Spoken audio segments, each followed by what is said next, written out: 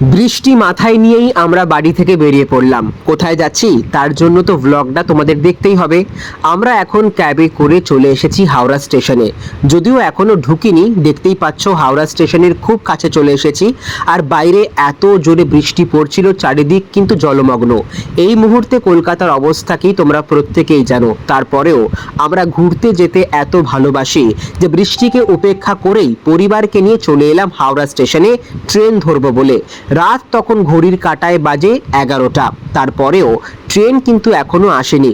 একটু তাড়াতাড়ি আমরা চলে এসেছি স্টেশনে, তার কারণ বৃষ্টির দিন, বুঝতেই পারছো, পথে ঘাটে যদি আটকে পড়ি সেই রিস্ক কে নেয়। দেখতেই পাচ্ছ চারিদিকে জলমগ্ন অবস্থা, থই থই করছে জল হাওড়া স্টেশন চত্বরে। এই নিয়েই কিন্তু আমরা এতটাই এক্সাইটেড, চলে এলাম মাথায় ছাতা নিয়ে হাওড়া স্টেশনের ভিতরে। এবার পালা লাগেজগুলোকে চেকিং করার। দেখতেই পাচ্ছ ধীরে ধীরে জামাইবাবু আর আমার বাবা সমস্ত লাগেজ কিন্তু চেক করিয়ে নিয়েছে। এবার প্ল্যাটফর্মে কোথায় দেবে আমাদের ট্রেন সেদিকেই আমরা রওনা দিলাম। গিয়ে দেখি ওমা, ট্রেন এখনো দেয়নি। আসলে চারিদিকে এমন অবস্থা, সেই জন্য প্রত্যেকটা ট্রেনই কিন্তু একটু ডিলে হয়েছে। আমাদের ট্রেন প্রায় 2 ঘন্টা লেট, বুঝতে পারছো। আগামীকাল সকালে পৌঁছতে মনে হয় অনেকটাই দেরি হয়ে যাবে। যাই হোক, রাত কাটিয়ে যখন ভোরবেলা দেখি ভুবনেশ্বর ক্রস করছে, আর তখনই কিন্তু মনের মধ্যে কোথাও গিয়ে লাড্ডু ফুটছিল। তার কারণ কি জানো, আমরা আমাদের গন্তব্যের অনেকটা কাছেই পৌঁছে গেছি। আর কিছুক্ষণ পরেই আমরা পৌঁছে যাব আমাদের আসল ডেস্টিনেশনে। দুপাশের ট্রেনের যে দৃশ্য আমরা দেখলাম তা অসাধারণ। চারিদিকে সবুজ আর সবুজ। কলকাতা থেকে একটু দূরে গিয়ে এই সবুজ দেখার মজাটাই আলাদা।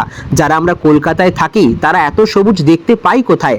আর তারপরেই দেখলাম একটা বিরাট বড় জলাশয়, এটা মনে হয় চিল্কা হ্রদ, আমার দিদি তেমনটাই বলছিল। তো দেখতেই পাচ্ছ চারিদিকের এত মনোরম পরিবেশ, তার উপর দূরে দেখা যাচ্ছে পাহাড় পাহাড় আর একদিকে সমুদ্র। দুটোর মজাই কিন্তু আমরা এই ট্রিপে নেব। আমরা এই জাস্ট ট্রেন থেকে নামলাম ব্রহ্মপুর স্টেশনে।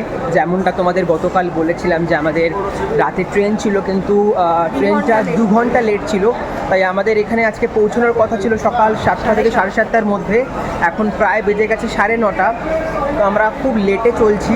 যদিও আজকে খুব একটা বেশি কোনো প্ল্যান নেই বলে টেনশনে নেই। আমরা এখন হোটেলে যাব, সেখানে গিয়ে ফ্রেশ হব, ব্রেকফাস্ট করব, তারপর যেতেও হচ্ছে প্রায় 40-45 মিনিট মিনিমাম। ওকে, তো এখনও 40-45 মিনিট লাগবে আমাদের হোটেলে পৌঁছতে। তারপর কী করি সবটাই তোমাদের সঙ্গে জানাবো। বাট ইয়েস, ফাইনালি আমরা পৌঁছে গেছি। একটা গোটা রাত ট্রেনে কাটিয়ে ভীষণ ভয় লাগছিল।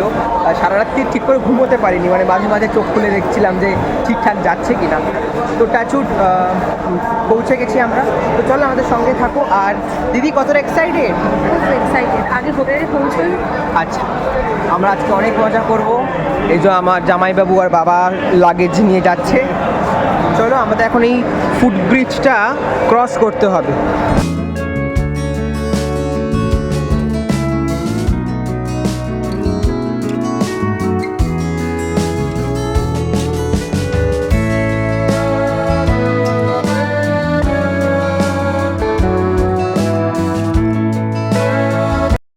তোমরা দেখেই নিলে আমরা চলে এসেছি গোপালপুরে। একটু পরেই ফ্রেশ হয়ে বেরিয়ে পড়ব।